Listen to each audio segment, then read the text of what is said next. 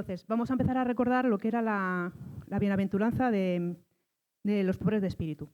Sí que quiero antes, porque las bienaventuranzas vienen en dos sitios, vienen en Mateo y vienen en Lucas, ¿vale? Y me gusta como lo dice también en Lucas. En Lucas no te pone las 8 bienaventuranzas y te las dice de otra manera, pero sí que me gustó y me llamó la atención una cosilla de Lucas. Y dice, en Lucas 6:12, en esos días, él, Jesús, se fue a orar al monte y pasó toda la noche en oración. Cuando se hizo de día, llamó a sus discípulos y escogió a los 12 de ellos, a los que también dio nombre de apóstoles. Escogió a los 12 apóstoles, ¿vale? Y en el 17 dice, descendió con ellos y se detuvo en un lugar llano y había una gran multitud de sus discípulos y una gran muchedumbre del pueblo, de toda Judea, de Jerusalén, la región de costera de Tiro y Sidón, que habían venido para oírle, para ser sanados de sus enfermedades, y de los que eran atormentados por espíritus inmundos, y los que eran atormentados por espíritus inmundos eran curados. Y toda la multitud procuraba tocarle, porque de él salía un poder que lo sanaba. ¿Qué me quiere decir esto? Bueno, lo primero es que Jesús oraba cuando iba a tomar una decisión, si os dais cuenta, porque al día siguiente o por la mañana dice que eligió a los discípulos, con lo cual es muy importante. Cuando vamos a tomar una decisión, pues que tengamos que oremos, ¿vale? Jesús estaba en la ladera del monte y principalmente me llama la atención que dice, Jesús levantó su mirada y miró a los discípulos, con lo cual eso me quiere decir que las bienaventuranzas iban más bien enfocadas a sus discípulos. ¿Por qué? Porque eran las personas que estaban todo el día con él y entendían un poquito más de todo lo que Jesús decía. Porque el resto de la gente, si os dais cuenta, se acercaba a él muchas veces a lo mejor simplemente pues para que le sanara y porque tampoco tenían mucho entendimiento. El resto de la gente, ya como os digo, venían para que le sanaran. Estaban bajo el dominio opresivo del Imperio Romano, sufrían excesivos impuestos, se les negaban libertades y eran perseguidos. Entonces Jesús para ellos era una esperanza, porque nunca habían oído lo que Jesús les estaba diciendo. Jamás habían oído una esperanza de seréis salvados, seréis sanados, seréis muchas cosas que no estaban acostumbrados a oírles. Con lo cual, la mayoría de la gente por eso les seguían. En estas bienaventuranzas, Jesús nos habla de cómo debemos de seguirle. Todas las personas, ellos y nosotros, cómo debemos de seguir a Dios. Cada una de las bienaventuranzas puede considerarse por sí misma, pero van encadenadas la una con la otra, ¿vale? Y cada una de las cuales habla una verdad de la anterior. Podemos también dividirlas en 3 grupos, ¿vale? Las primeras hablan de la condición del corazón, las segundas hablan de la relación que tenemos con el Señor y las terceras hablan de la relación con los demás. Bueno, entonces, los pobres de espíritu. ¿Qué decíamos que eran los pobres de espíritu? Bueno, son los que reconocen su pobreza espiritual y que necesitan a Jesús como su Salvador. Tienen un corazón humilde.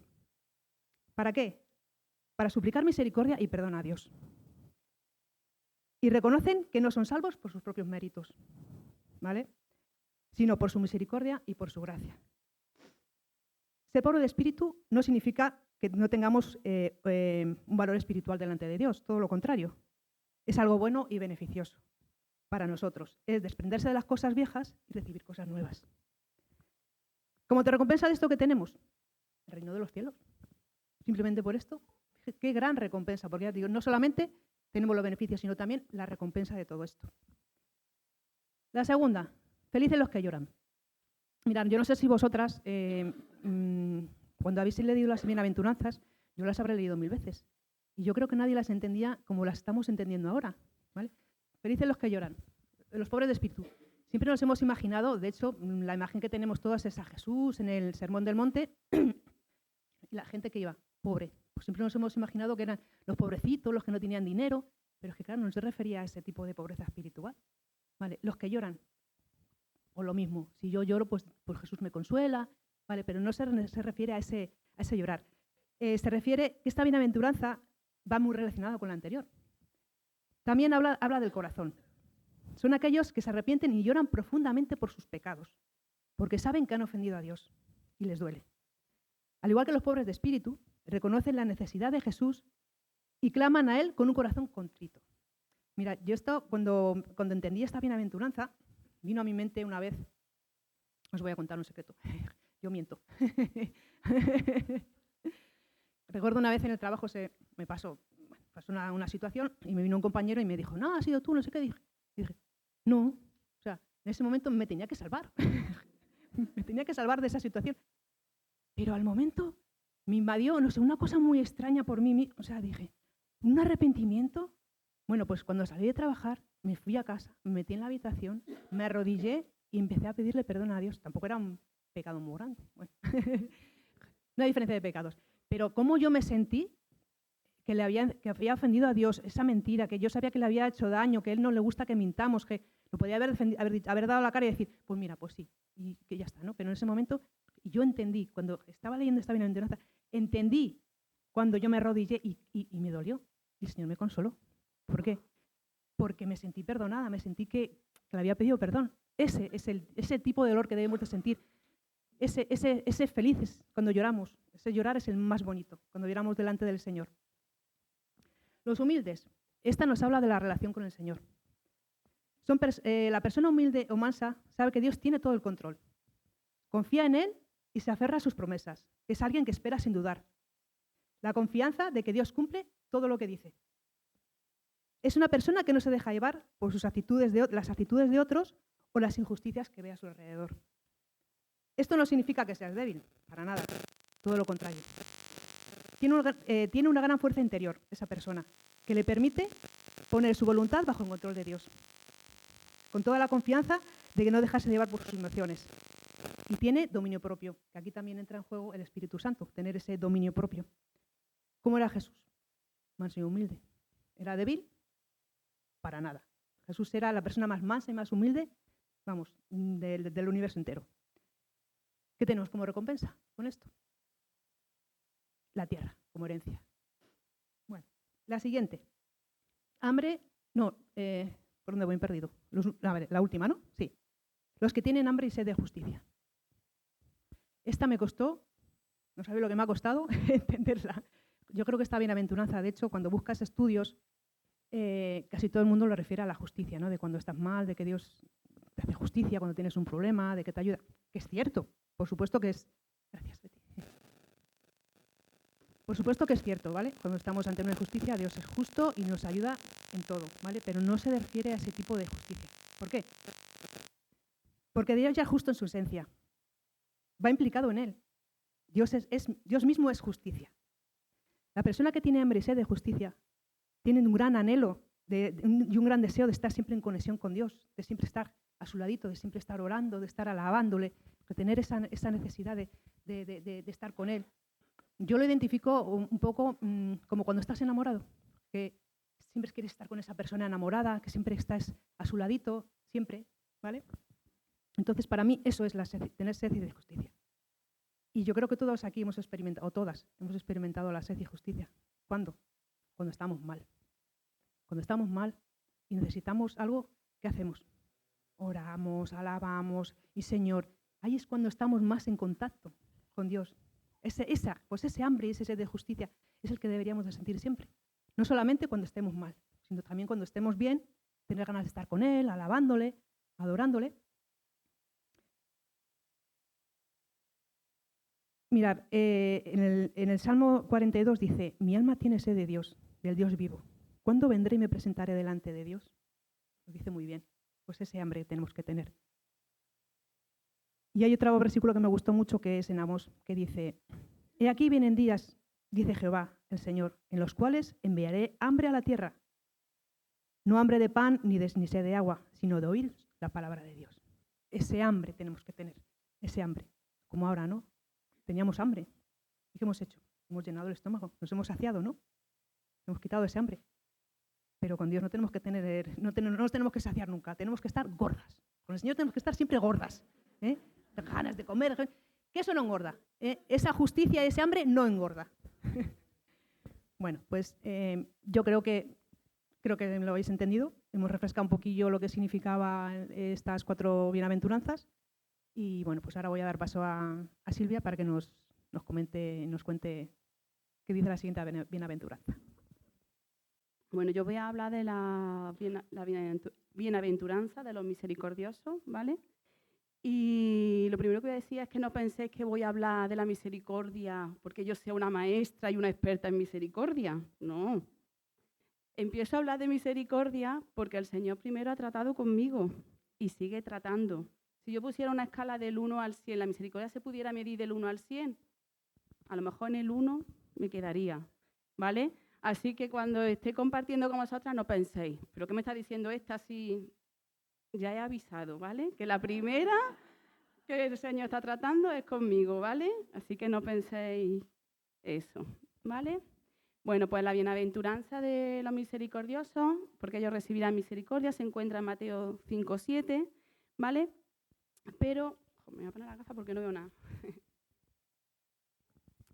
Pero, como bien ha dicho Begoña, las primeras 4 bienaventuranzas van sobre nuestra relación con el Señor. Y una vez que tenemos ese encuentro personal con el Señor y llegamos a esa bienaventuranza de que buscamos ahí del Señor al máximo, es cuando se va a dar esta bienaventuranza de la misericordia hacia los demás. Primero yo me lleno del Señor y puedo empezar a dar hacia los demás.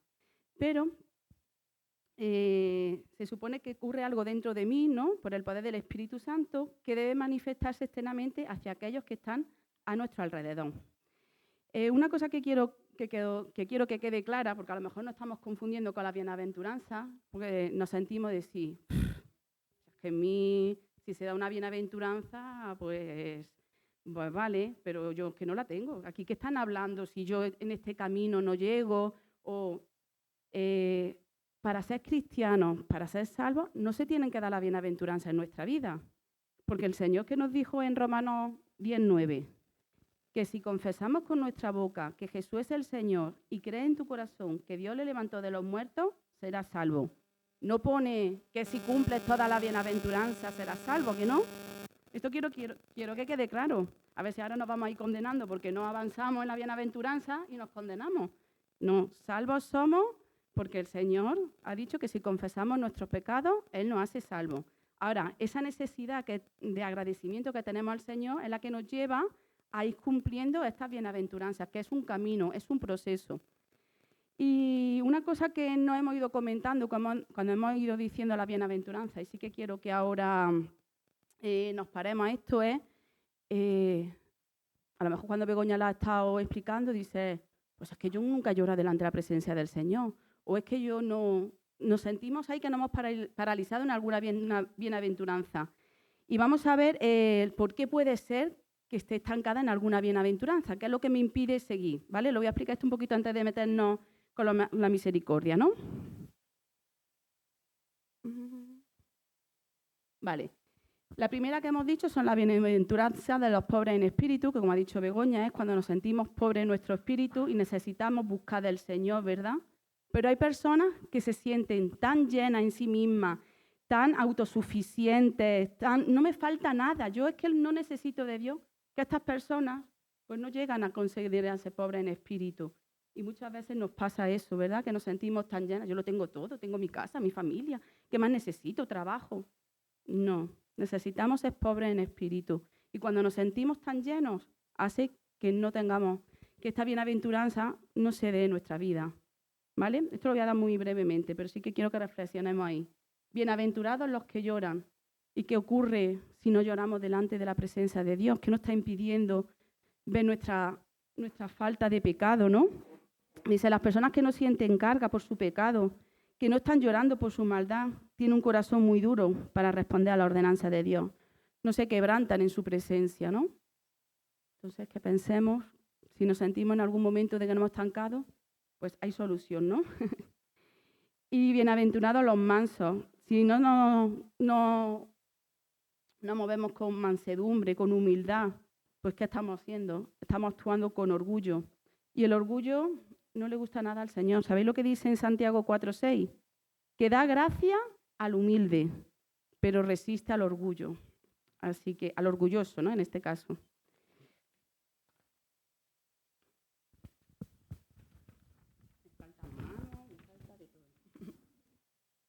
Y la última bienaventuranza, bienaventurados los que tienen hambre y sed de justicia, y son estas personas, pues, que no buscan de Dios, que lo han conocido, que pueden ser salvos, pero no tienen esa necesidad de buscar su presencia, de estar en intimidad con Él, de seguir siendo santificado, de seguir siendo transformado. No buscan hacer su perfecta voluntad, ¿vale? ¿Nos queda claro? Así algunas cositas que puede que no nos hayan hecho que estemos avanzando en esta bienaventuranza. Y nos queda claro que para ser cristianos y ser salvos no necesitamos la bienaventuranza. Esto es algo que se da después de esa necesidad que tenemos de buscar del Señor. ¿Y sí? Vale, pues venga, empezamos con los misericordiosos, ¿no? En la Biblia, ¿cuál es nuestro mejor ejemplo a seguir? Jesús, ¿verdad? Es nuestro ejemplo a seguir. Nosotros vemos cómo Él se comportaba y es como nos tenemos que comportar, ¿verdad? Pues vamos a ver cómo Jesús actuó de misericordia, con misericordia en los evangelios y así vamos a ver cómo tenemos que actuar nosotros, ¿vale? Porque no tenéis que actuar como yo, porque si no vamos mal, ¿vale? Como el Señor. Entonces, ¿cómo Jesús mostró misericordia a los que le rodeaban? Y vamos a leer unos cuantos versículos para ver cómo lo mostraba y ahora los vamos a analizar, ¿vale?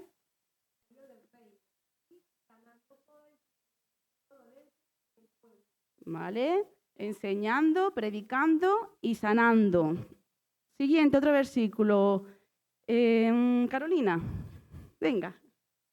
¿Vale? Enseñando, predicando, sanando. Vamos a ir sacando ideas, ¿no? ¿Vale? Aquí podemos ver que hay dos partes, ¿verdad? El Señor se centra en dos partes. Y hoy me gustaba cuando estaba, lo ha dicho también Carolina, cuando ha estado aquí llevando la alabanza, le ha dicho Begoña, ha preguntado, ¿habéis comido bien, verdad? Ya hemos llenado la parte física. Y luego que venía, dice, y ahora viene la parte espiritual. Pues eso mismo es lo que hace el Señor. El Señor no se centra en solamente cubrir la parte espiritual o cubrir la parte física, sino como hemos visto en estos versículos, hay dos áreas en las que Él se centra. Se centra en la parte espiritual, como hemos visto, iba anunciando el Evangelio, iba predicando por todas partes. Esa era su prioridad, ¿vale? La prioridad del Señor era predicar el Evangelio, pero no era en exclusividad. También vimos cómo sanaba a los enfermos, ¿no? Lo vamos a poner en este esquema, ¿vale? Vemos que Jesús, cuando trataba con las personas, vemos que cubría las necesidades espirituales y las necesidades físicas. Si nosotros queremos seguir a Jesús, queremos ser un ejemplo, ¿qué tenemos que hacer? Cubrir las necesidades espirituales y las necesidades físicas. En esta reunión lo estamos haciendo, vamos, perfecto, el Señor estará contento, porque lo estamos haciendo muy bien, ¿vale? Puesto que Dios es nuestro creador, Él sabe que nos creó con cuerpo y con alma. Él sabe que tiene que atender a ambas cosas. Como hemos visto en el Evangelio, podemos ver cómo ha cubierto las necesidades espirituales y las necesidades físicas. Es la naturaleza de Dios suplir, proveer las necesidades espirituales y físicas del hombre y es responsabilidad de sus hijos reflejar su carácter. Pero ¿qué ocurre cuando, tan imperfectos que somos, pues cubrimos una necesidad y la otra no la cubrimos? Por ejemplo, vamos a centrarnos en la necesidad física. Pues vemos que la persona tiene necesidad y pues le damos ropa, le ayudamos, le damos comida, pero no cubrimos la otra necesidad. ¿Qué tenemos? A una persona con el estómago lleno que se va al infierno. Eso es lo que tenemos, ¿verdad? ¿Y qué ocurre cuando alguien viene, te cuenta sus problemas, sus dificultades y tú, le predicas y dices, que Dios te bendiga? Le has dado lo más importante, pero se te ha olvidado la otra parte, ¿verdad? Es decir, nosotros, a ver que no me pierda, tenemos que tener un equilibrio a la hora de cubrir estas necesidades, como hizo Jesús. Y vamos a seguir viendo otro ejemplo de Jesús, cuando es el ejemplo de los panes y los peces, ¿no?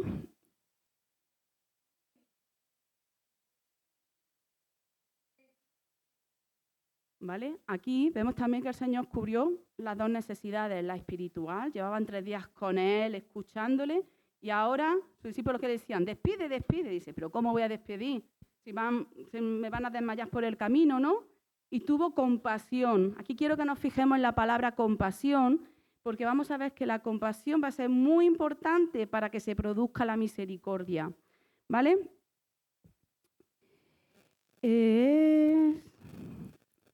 Vale. Bueno, pues teniendo todo esto en cuenta los ejemplos de Jesús y que nosotros debemos seguir el ejemplo de Jesús, vamos a ver qué es la misericordia. Hemos visto el ejemplo de Jesús, cómo Jesús cubre dos necesidades. Pero vamos a ver ahora qué es la misericordia, ¿vale? Entonces, cuando alguien quiere buscar el significado de una palabra, ¿qué hace? Se va al diccionario y la busca, ¿no? Entonces yo la busqué y pone, la primera definición que pone es virtud, y virtud es como capacidad, poder, que inclina el ánimo a compadecerse de los sufrimientos y miserias ajenos. Pero luego, siguiendo viendo que había más definiciones, me sorprendió que había una que ponía misericordia como atributo de Dios. Dije, uy, esta es la que a mí me interesa, ¿verdad? Que como un atributo que tiene Dios, ¿no? Y nos dice, en cuya virtud perdona los pecados y miseria de sus criaturas. ¡Wow! ¿Nuestros pecados han sido perdonados? Hemos recibido misericordia de parte de Dios. Los primeros que hemos recibido misericordia somos nosotras. Luego esto lo voy a retomar, este tema, ¿vale? Y bueno, y la misericordia no es una emoción, un sentimiento de, oh, he sentido misericordia. No. Como vamos a ver, la misericordia es una emoción que me tiene que llevar a actuar. Si yo veo la necesidad pero no actúo, no he tenido misericordia. La misericordia no es una emoción, es una emoción que me lleva a actuar, ¿vale? Y lo vamos a leer en la parábola del buen samaritano. Esta es un poquito más larguita lo que voy a leer, ¿vale? Pero sí que me interesa mucho para que veamos este proceso, ¿vale? Y dice, he aquí, un intérprete de la ley se levantó y dijo, para probarle, Maestro, ¿haciendo qué cosa heredaré la vida eterna? Él le dijo, ¿qué está escrito en la ley? ¿Cómo lees? Aquel respondiendo dijo, amarás al Señor tu Dios con todo tu corazón y con toda tu alma, y con todas tus fuerzas, y con toda tu mente, y a tu prójimo como a ti mismo. Y le dijo, bien has respondido, haz esto y vivirás. Pero él, queriendo justificarse a sí mismo, dijo a Jesús, ¿y quién es mi prójimo? Respondiendo Jesús dijo, un hombre descendía de Jerusalén a Jericó, y cayó en manos de ladrones, los cuales le despojaron e hiriéndole se fueron, dejándole medio muerto. Aconteció que descendió un sacerdote por aquel camino, y viéndole, pasó de largo. Asimismo, un levita, llegando cerca de aquel lugar, y viéndole, pasó de largo. Pero un samaritano que iba de camino vino cerca de él, y viéndole, fue movido a misericordia, y acercándose, vendó sus heridas, echándoles aceite y vino, y poniéndole en su cabalgadura, lo llevó al mesón y cuidó de él. ¿Vale?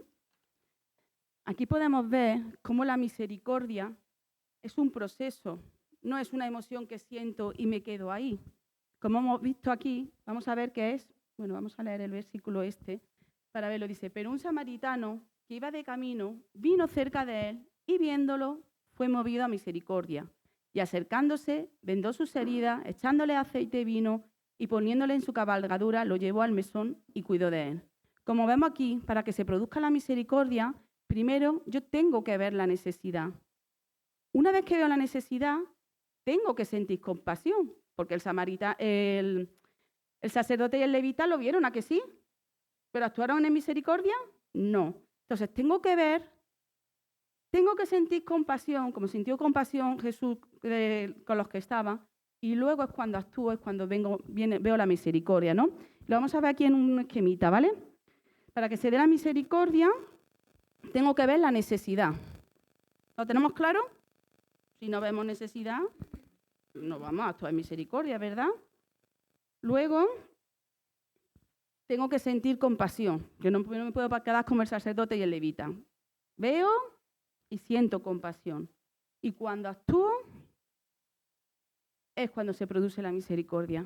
Este esquema me gustaría que lo tuviéramos en nuestra mente ahora, en la parte que queda, porque vamos a ver qué es lo que ocurre si no veo la necesidad. Bueno, está claro que si no veo la necesidad no voy a hacer, no tiene el circuito, pero vamos a ver qué cosas me impiden ver la necesidad, ¿vale? Vamos a ver también que si veo la necesidad, qué es lo que me impide actuar en compasión, que fue lo que al sacerdote y al levita le impidió sentir compasión, porque ellos vieron, pero se quedaron en este paso, ¿verdad? Y luego vamos a ver cómo tenemos que actuar. No estamos perdidas, ¿no? Estamos así ubicadas y todo eso. Vale.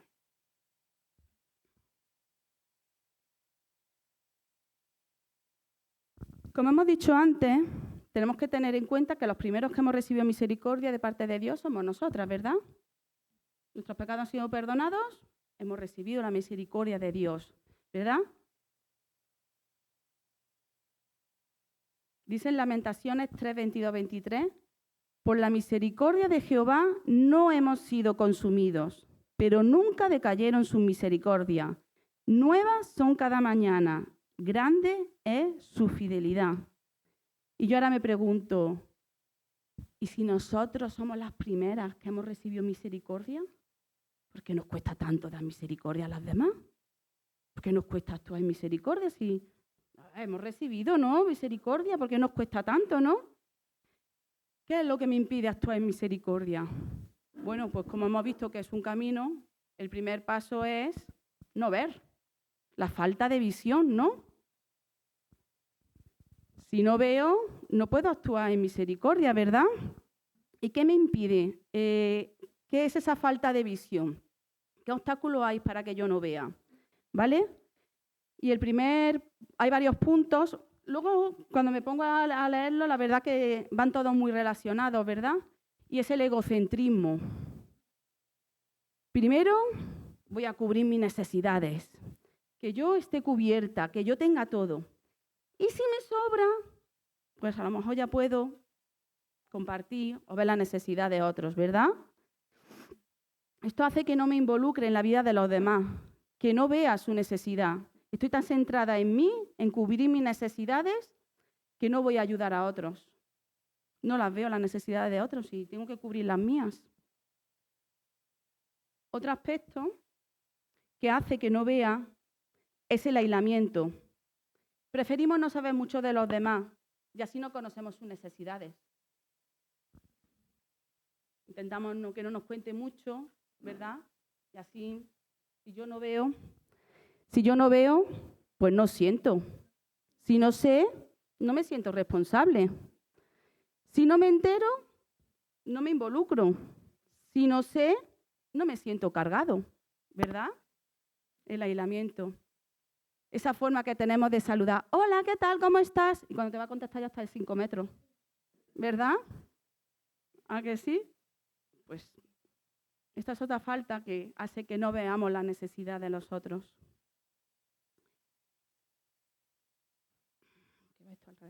El éxito y la fama.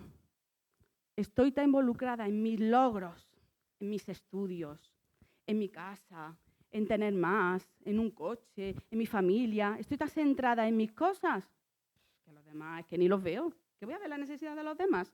Si estoy centrada en mis logros y en mis cosas. Solo lo mío, ¿verdad? ¿Sí? Vale. Y otra falta, otra que me impide ver, es el orgullo.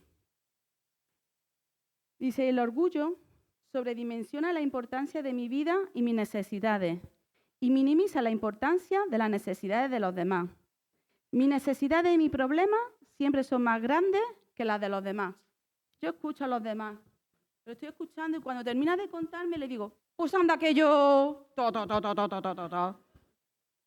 Siempre mi necesidad es mayor que la otra persona. ¿A que no ha pasado muchas veces? Que te está contando que le duele la cabeza, que está en el hospital, que se está muriendo y tú le dices, pues yo, mira, un padrastro que tengo. ¿Verdad? ¿A que sí? Pues estas cosas son las que nos impiden ver. Y si no veo, no voy a sentir compasión. ¿Vale? Pero ahora vamos a ir al siguiente paso. ¿Qué ocurre si veo y no siento compasión? ¿Vale? ¿Qué es el caso? Pues del sacerdote y del levita. Ellos vieron, pero no sintieron compasión. ¿Qué es lo que nos ha quitado la sensibilidad? ¿Qué nos ha endurecido el corazón? Pues vamos a ver.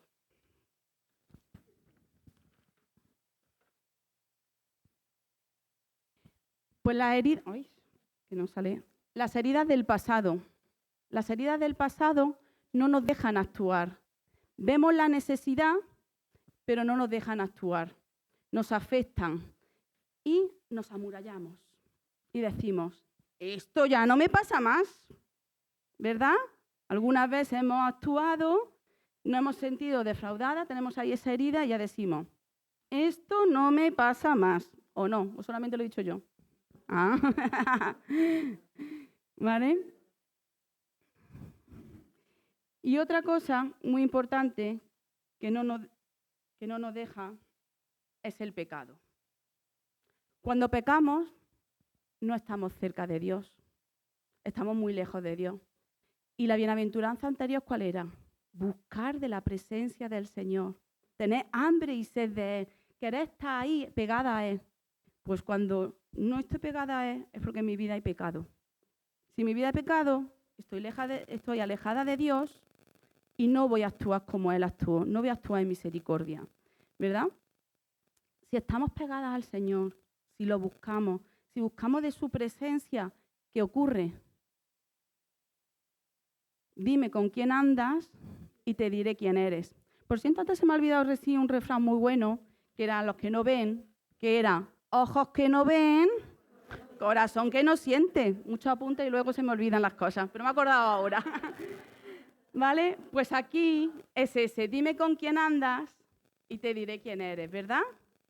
Decía que andas con un cojo y terminas luego cojeando, ¿no? Andamos con el Señor y nos parecemos al Señor. Si nos queremos tener misericordia, tenemos que estar cerca del Señor. Y aquí me acordaba de una cosa que me pasó estando en la universidad.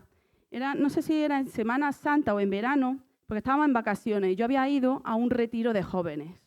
Y venía del retiro de jóvenes llena de la presencia de Dios, de esos momentos que estás, que buscas nada más que de la presencia de Dios y que vienes llena, que es que no te falta nada, pero no llena de la presencia de Dios, ¿no? Y el retiro fue en Sevilla y yo volvía a Córdoba. Y en Córdoba me acerqué a la universidad a ver si había salido una nota de un examen. Y subiendo por la escalera me encontré a un matrimonio y me saluda y me dice, es que mira, nosotros venimos a ver la nota de mi hija, a ver si nos puede ayudar. Digo, sí, claro. Digo, ¿cómo se llama tu hija? Y yo veía que el matrimonio me miraba con una cara. Digo, ¿qué están viendo? ¿Esto es mí? Porque me miran con una cara. Y me dice, nuestra hija se llama Mari Carmen Almodóvar. Y digo, uy, pero si esa es mi compañera con la que me he estado sentando todo el año. Digo, si es con la que he hecho todos los trabajos, si es que... Dice, ¿ah, sí? Digo, yo soy Silvia, sí. Dice, sí, no he hablado de ti. Digo, pues, vale, venga, miramos las notas. Pero yo veía la cara con la que me miraban. Yo decía, qué bien le estoy cayendo, porque es que me miraban con una cara. Y cuando, bueno, ya vimos las notas, nos despedimos y eso. Y cuando luego hablé con mi compañera, con su hija, y le digo, ¿y coincido con tu padre? Sí, se me lo han dicho. Digo, ¿a qué te han dicho que le he caído bien? Y dice, sí, me han dicho. Tú júntate con esa. Y yo decía, lo que esas personas estaban viendo era el reflejo que yo llevaba de ese retiro, de esa búsqueda del Señor. Y me gustaría que siempre fuera así, no es siempre así, pero esa vez me pasó. Esa vez me pasó y lo notaba, porque a veces no somos conscientes, pero esa vez yo lo noté, que me miraban con una cara así los padres. Y si queremos representar al Señor, tenemos que estar presentes. ¿Qué le pasó a Moisés cuando estuvo en la zarza? Que incluso cuando bajaron no podían mirar a Moisés porque reflejaba, ¿verdad?, la imagen de Dios, ¿no? Entonces, si estamos cerca de Dios, es que podremos representar esa misericordia, ¿no? Y bueno, si vemos, si sentimos compasión, ahora tenemos que actuar. ¿Y qué es lo que nos lleva a actuar? Porque hemos visto que la misericordia no es fácil. La misericordia nos compromete a actuar en misericordia. Nos va a quitar de nuestra comodidad. nos va a quitar seguridad, nos va a quitar tiempo, nos va a quitar recursos. Cuando hemos visto el samaritano, iba de camino, seguramente iba a su trabajo, iba a hacer un viaje, se paró, tuvo que atenderlo, lo llevó luego, no he seguido leyendo, pero lo llevó a un mesón para que lo cuidara y le pagó, le costó el dinero.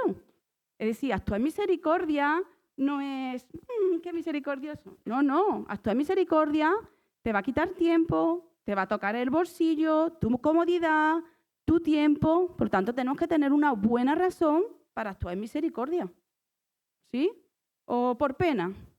Eso lo hará una vez, pero no muchas más, ¿verdad? Y la razón que nos mueve a tener misericordia es el amor de Dios que está en nosotros, ¿vale? Ese amor que Dios ha derramado en nosotros, el estar unido a su presencia, eso es que es lo que nos lleva o lo que nos motiva a tener misericordia. No es por nosotras mismas, no es con nuestra fuerza. Eso lo podemos hacer una vez, pero la verdadera misericordia está impulsada por el amor de Dios. Nosotras recibimos misericordia de parte de Dios y no la merecíamos, ¿verdad? Pero Dios fue misericordioso con nosotras. Nuestro amor es imperfecto, por eso necesitamos el amor de Dios. Necesitamos estar cerca de Dios, buscar de su presencia, pasar tiempo con Dios, tener tiempo de intimidad para experimentar su amor abundante, sanador, para ser transformada. Empecé diciendo que nuestro ejemplo a seguir, ¿quién era? Jesús, ¿verdad?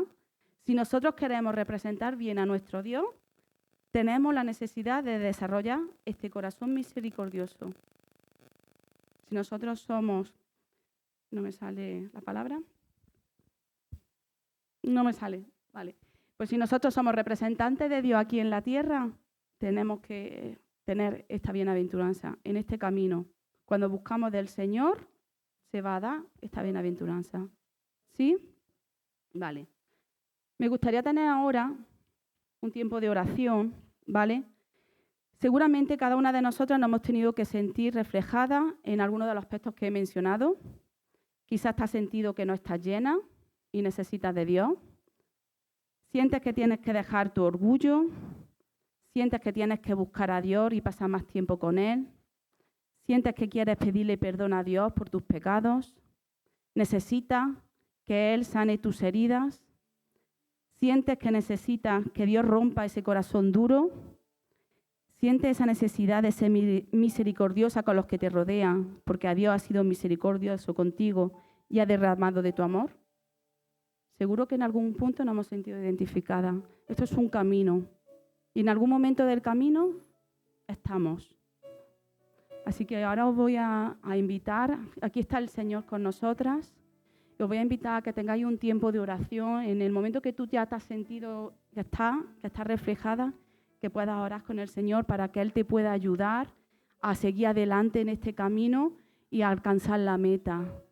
Entonces, vamos a tomar un tiempito de oración, cerramos nuestros ojos, podemos estar orando con el Señor.